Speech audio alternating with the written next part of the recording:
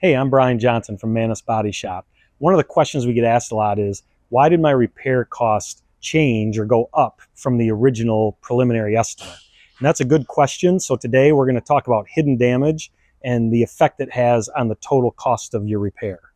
So in the preliminary estimate process, we start with anything that's obvious. Like when you're looking at this car, you can see the things that are obviously damaged.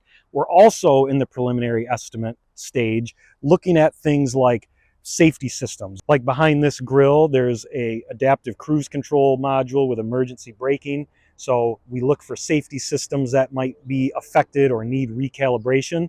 And then we also look for indirect damage or things that might have got affected because panels got moved.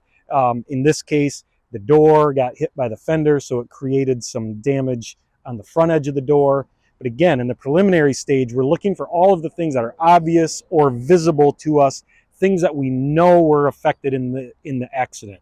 After the vehicle's tore down or disassembled, that's when we start looking for the things that we can't see.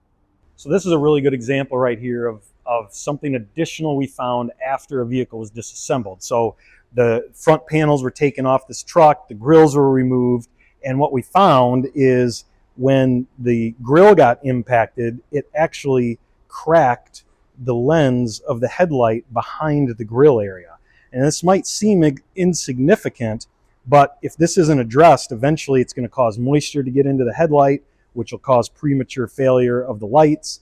And this headlight has a list price of nearly $1,700. So one small thing that we can't see at the time of an estimate appointment can quickly add to the dollar amount of the final cost. So that's why we try to explain at the estimate process that the initial estimate is really just our best guess based on what's visible on the car at the time of the estimate appointment, but there's a high likelihood that something could cause the final repair costs to go up.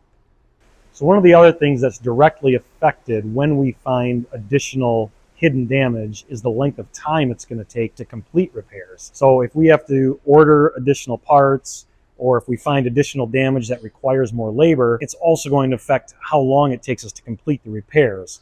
And so that's why at the beginning of our process, we try to explain not just the estimate, what needs to be done, but the complete repair process after a vehicle is disassembled, the repair plan, and how those things might change depending on what we find once your vehicle is 100% disassembled. The other thing we have to sometimes wait for is insurance approval. Once in a while, parts can be delayed by a couple of days.